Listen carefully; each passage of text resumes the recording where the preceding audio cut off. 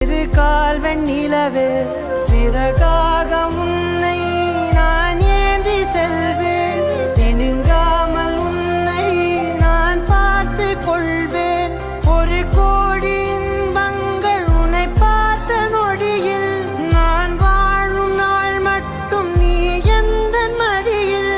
உன்னை ஈன்ற பொழுதிங்கு கடவுள் தன் முகம் பார்த்த பொழுது உன் பாதம் தொழுது